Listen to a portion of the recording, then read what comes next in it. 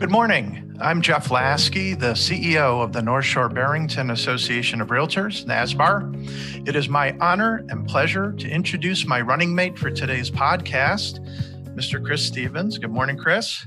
Morning, Jeff. Chris started his real estate career back in 2006, but I know your family's involvement in the Chicago real estate market goes way back to like the 1920s. How long have you been a managing broker on the North Shore, Chris? Yeah, so I've been a managing broker since 2014 on the North Shore, and was a assistant managing broker in the city for about a year in Lakeview prior to that. Gotcha. And who are you currently with now? Jameson Sotheby's International Realty. Fantastic. What are your responsibilities there, just in general? Yeah, so I manage the Evanston, Winnetka, and Barrington offices, those three. And I'm in charge of basically recruiting, retention,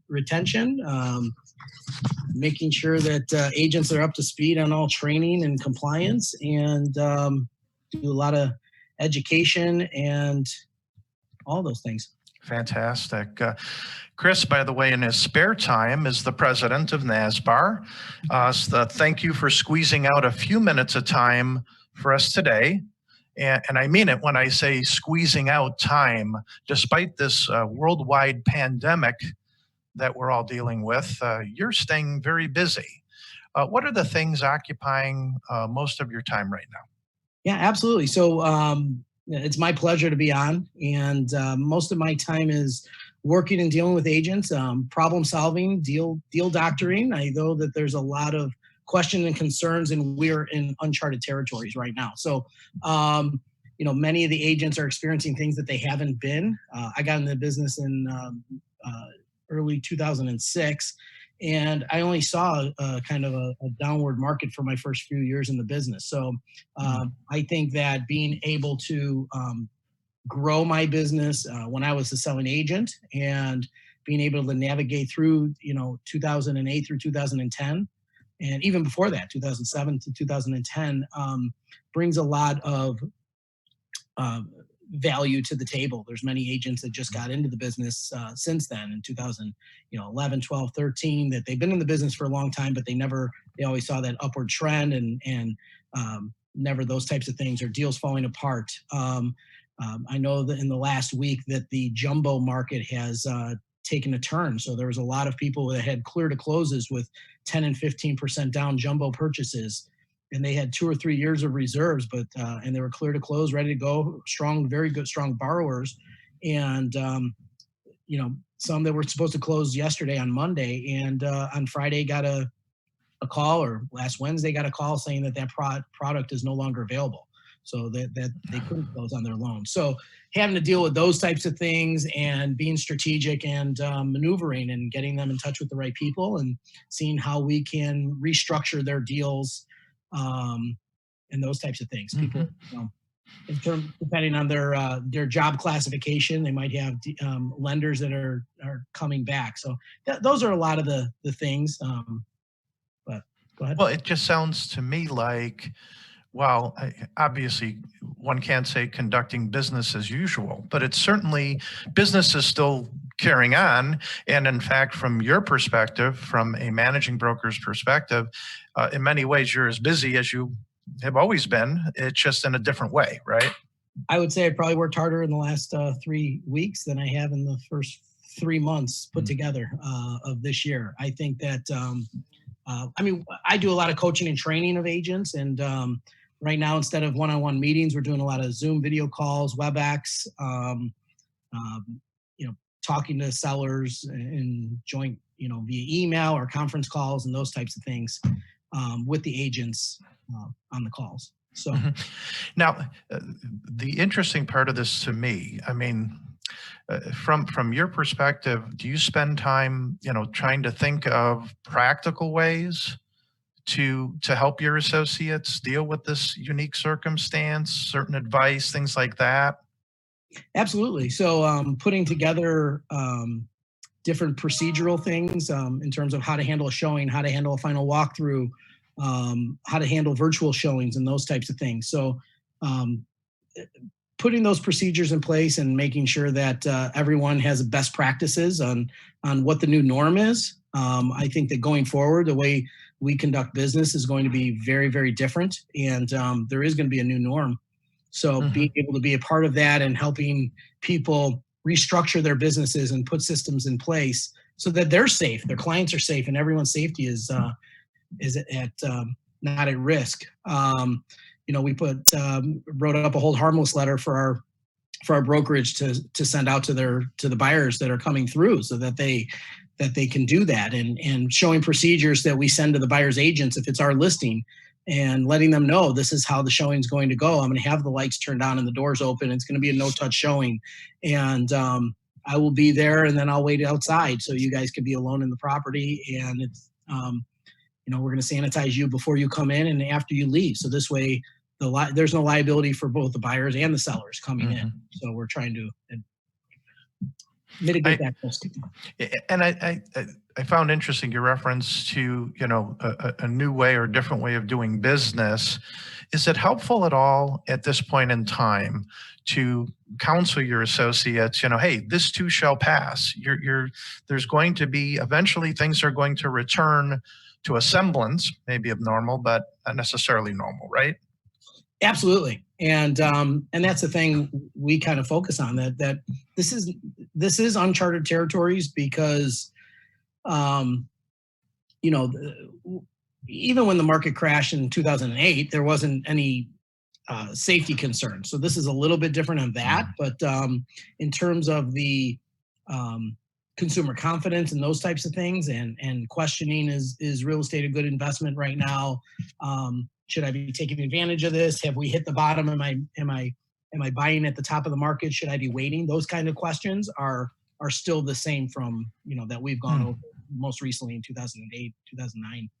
So yeah, I'm seeing a lot of stuff out there in reading the blogs and the emails that get sent out. A lot about how to stay in touch with existing clients. So let's start there, because that's an interesting thing to me. This is a unique time. How do you stay in touch with your existing clients? How often? That kind of thing. Yeah, and I think, and not only just how often, but the message that you're giving them. I just got off a coaching training call with a group of agents earlier, and we were talking about just reaching out and letting your clients know. They know that, as experienced agents, they know that we know what we're doing. Letting them know, hey, how's everything with your family? What's going on? Is everyone safe? Is there anything I could do for you? Those types of things. Letting them know that you actually care about them is huge. One of the agents he was recording just some voice messages and texting it to them, so that not just text, but that they could hear his voice as well. I know some agents that send little videos. Hey, John, just thinking of you. Hope you and the family are doing well. And then sent a little video message as well, just to keep in touch with those with their clientele. And I think that's the message that you're sending is most important. I think that communication is 7%. What the stats are, 7% what you say and 93% how you say it. And if you're communicating via email or text, they're not getting that other 93%. And being able to do that by sending a voice message or a video message is absolutely wonderful. So many people don't want to pick up the phone. I think now is the time that you have to pick up the phone. And that's the difference between the agents that are committed to this business and agents that are doing this as a hobby. Now, in terms of just the substance of what obviously with your existing clients, you're giving them updates, like if it's sellers, you're giving them updates about showings, things of that nature, just like you normally would, right? Absolutely. Right. I think the biggest thing now with sellers is discussing online views. We're seeing a huge uptick in online activity, and we're seeing probably somewhere between 5 or 7 times the amount of online showings that people are having. We have agents that have gone ahead and shot video of the properties just on their cell phones, walking through. Was just talking to an agent who sold a property 3 days on the market, and had video of that property. So internal, just walking through with their cell phone, sending it out to clients. They came and toured the property, and it sold in 3 days. So there are properties selling. because there is very low inventory right now. And I think that there are buyers that want to buy, and they have leases that are coming due, and they want to take advantage of interest rates, and some of their jobs are very secure.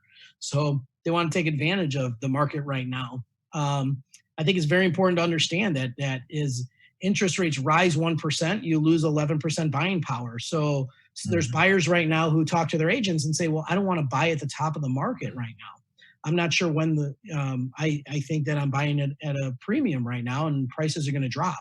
I definitely don't think that they're going to drop 10%. And if interest rates rise like they did, they already went up 1.5% and then came back down. But we're at historic all-time lows right now. If you're not taking advantage of some of these interest rates, I think it's foolish. And if it's a long-term play and you're moving into a property and you're going to live there more than 5 years, now is the time to be purchasing those. And those are the educated, good, financially responsible conversations that we need to be having with our buyers and saying, you know what, there are sales going on right now. Let me show you and print you off everything that's closed in the last month or two and what's going under contract. Looking at our hot sheets and being able to explain those to our buyers and sellers and let them know that there's properties that are selling that are off market. They're selling off of the private listing network. They're selling through just video showings and stuff like that. And people need to be able to take advantage of that. There's buyers that are waiting and they're saying that there's not a good representation of the inventory. And they're thinking that maybe June, July, August, there might be some better properties on the market. And I think those properties are all going to be sold up through the private listing network or just going live right now. And great opportunity. You mentioned, and it sounds like great advice, by the way. You mentioned in your answer the online showings, online viewings of homes. Is that something that you see as being maybe a permanent change that comes out of what's happening right now? Is that there's going, even though it was there before, but that there's going to be a real commitment now, a much larger group of people that actually take advantage of that? Absolutely. I think that right now, a lot of agents and what we're doing is making sure people are taking advantage of things like Matterport and videos and drone photography so that a client can absolutely get every aspect of the property prior to coming and looking at the property. I think that once we apex in 2-3 weeks from now and businesses start opening up and we go back to normal, I still think that there's going to be issues with the coronavirus over the next 6 to 9, 12 months. People are going to be apprehensive about going out and viewing properties. I think the new norm is kind of like agents in the city don't do this. They do it more in the suburbs and where they go out and preview. And they preview and set up an agent preview. They go look at 10 or 15 homes. They narrow it down for their client to just those 3 or 5. So you're not, you're narrowing it down for them. And this has always been a best practice in my opinion, but many of the agents haven't done that. And I think that it's absolutely crucial and it might become the new norm of how agents do business. So I think if we're using technology and we're going and setting the expectations and going and doing that extra work, I think that it's going to cut down on those showings, and that's better for our clients, that they're not exposing themselves to different properties and going and seeing 20 or 30 properties over the course of 3 weeks. You never know what kind of viruses you're going to be picking up then. And I think it's going to be make people a little bit more aware. It's not going to be a hobby to go looking at properties. They're only going to be working with one agent and help having that agent narrow it down for them. So that full service broker is going to be more valuable in the future. Yeah, it sounds like it might be beneficial for the real estate professional, right, as well as the clients. That, again, sometimes things come out of bad circumstances. Good things can arise, right? So, yep. All right, tricky question here. Any reason to back off or not be as proactive as you normally would during this time? I think just in terms of going after a listing or reaching out to the sphere of influence. In any way that you can think of, can you think of a circumstance, or does it just seem like it's, just keep up your normal proactiveness other than being careful about, I think be careful about other people's situations and being mindful that they might have people in their immediate family who has health concerns that they're worried about, children working at home. That's the biggest thing right now where we're seeing. I mean, there's sellers that want to sell. We have signed listing agreements and they haven't gone live like they would have on April 1st. They're holding off because they have college students that are at home. They have all these kids that are at home and they don't know how to get rid of them. They can't go out for dinner. They come out, they can't send them to the mall and say, hey, go by your friend's house and do these things for a couple hours while we have showings. People are homeschooling, so they're setting up home offices and home classrooms and stuff like that, whether they're grade school, high school, or college, and their houses really aren't show ready right now. So I think being aware of that and their circumstances and understanding that the convenience factor of what agents can offer somebody by pricing a property appropriately and marketing it correctly, I think that these are going to take place because keeping the convenience factor of the sellers. There's a lot of sellers who don't want people in their property because of health concerns and stuff like that. We have to navigate and have the right conversations and set their expectations as well. So we'd have to be careful that we're making sure that we're putting our clients' best interests in health and safety at top of mind as well. Mm-hmm. So I think all right, so let's pivot for a moment now to the associates, their own businesses, right? And certainly the use of CRMs, the use of whatever other marketing strategies they have. Do you have any tips? Let's go with their previous clients. Is this a good time to be mining previous clients, even though we're in the midst of this pandemic? Yeah, I think not necessarily mining, but staying in touch and keeping yourself top of mind would definitely be helpful. I think that how we present ourselves right now is going to lead us to the possibility of a lot of referrals. And we're seeing that referrals are on the uptick. People are getting, over the past 5 years, let's say, and especially with the Zennials and millennial generations, that they're getting their agents through referral sources. They're coming to them, whether they're finding them through Yelp because they don't know anybody in that local area. We see that a lot on North Shore, and I'm surprised that there's not more agents taking advantage of Yelp accounts and having their clients, give them a Yelp review and talk about them so that people can have those testimonials and recommendations and those types of things on them. I think that's a great advantage. You're talking about online marketing CRM. I think that absolutely now is an absolute time for people to work on their database right now. There's plenty of time right now, and people have over time, right? There's so many agents that are have a Monday through Friday 9 to 5 mentality, or the opposite. They have this only work 1 or 2 days a week. They think that it's only nights and weekends. There's stuff that could have been done during those weekdays, and a lot of that's working on your database. Now's a great time to update and have their anniversaries, their kids' names and birthdays in there, their birthdays, and try to become a concierge for your clients and seeing what they can do. I think out of this, there's going to be people that they know that they need to renovate their homes because they're going to start working from home. So being able to put them in touch with handymen or carpenters or drywall paint people, maybe they're building an addition for a home office, or they're going to be renovating, doing different things because they might be working from home for the future. So I think that now is the time to do some, we're running our own businesses. We need to be doing a little bit of research and development on our own business, and definitely time to tidy up that database, put it in a CRM, and get going. So we know that we're constantly in top of mind for our clients when they're thinking of real estate, when they're thinking of an advocate for them for real estate or anything that's going on with their home. We want to be the person that they call. And how about let's toss social media into this a bit. It seems like it would be a great time to beef up your social media effectiveness. Absolutely. I mean, right now, that's what people are doing. That's what people are. Consumers are on social media right now, whether it's Instagram, whether it's Facebook, whether it's TikTok is the new trend. They're on social media, and that is exactly staying top of mind for them. So there's one agent I know that every time I'm on social media and I'm watching a video, then in between I keep seeing their ads, and I think it's wonderful. It's awesome. And I sent her a text message and said, hey, somebody's not in my program. I said, hey, I took a screenshot and said, you're doing great. Keep it up. Love seeing your videos, and you're doing great.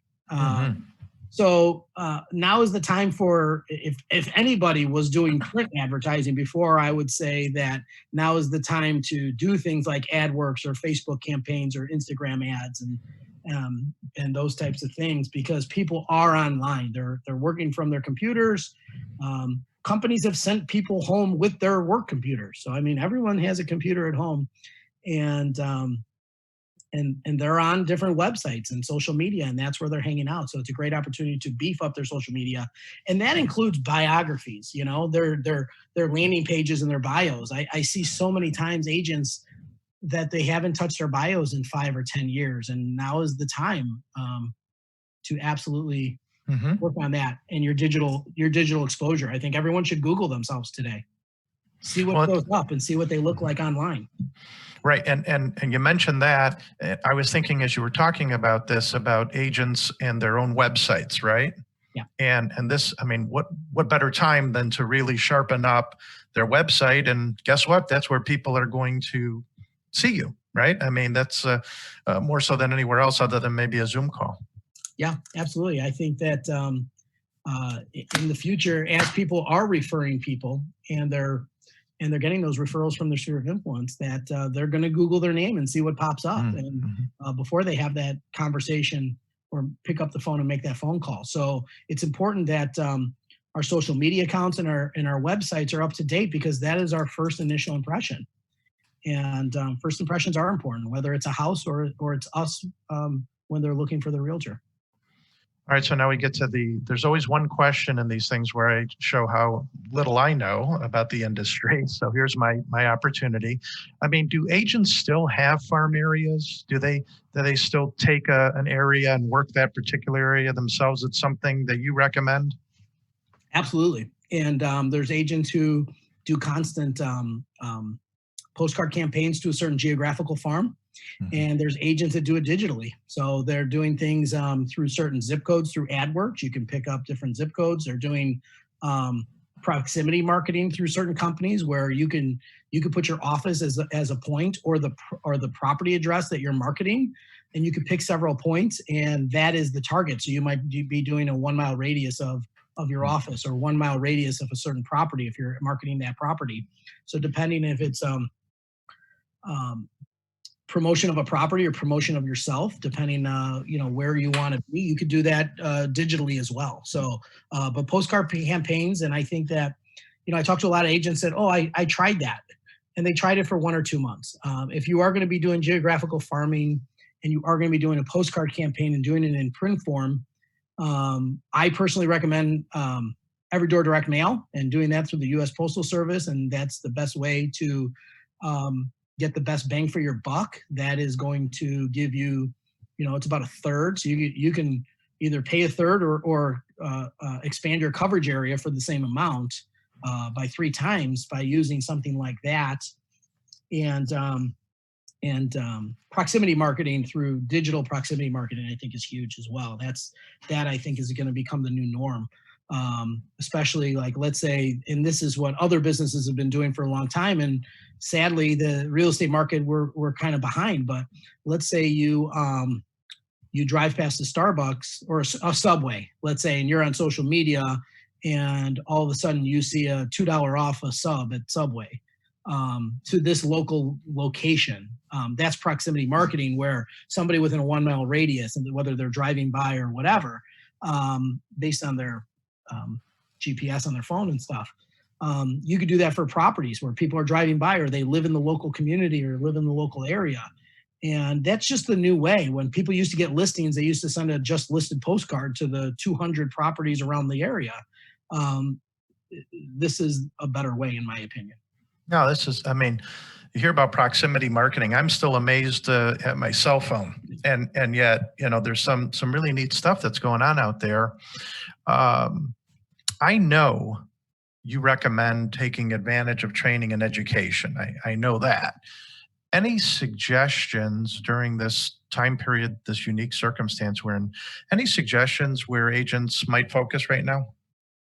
I think it's self-development is always a great opportunity. I think I just heard back from an agent in my office. She got her SRS, or I believe, I'm sorry, it was her SRES, I think, about 2 weeks ago. And then I had to sign a form last week, and she says, "Hey, will you sign this for me to get this new designation for," I think it was an SRS. And so people are taking advantage of that. And I asked them afterwards, I said, "What did you get from it? Could you give me a little synopsis?" And we had a quick phone call for 5 minutes. And it was probably one of the best courses that she says she's taken. And that she learned a lot from it. So from a self-development standpoint, why not get those CE hours in right now, get ahead of the curve, even if they're going to be for your next renewal period, and get those done and over with. It's self-development for you and your business. It's going to make you a better agent. It's sharpening the axe before you cut down the tree. And why wouldn't you spend time doing that now? Mm-hmm.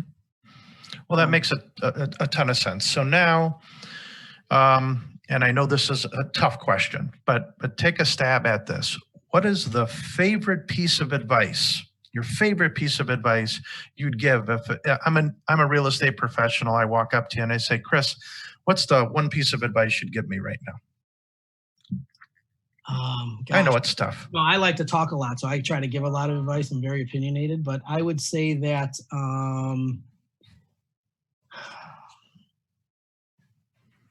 I know it's a tough one. Yeah. You want to think about it for a minute while I talk about something else? I would say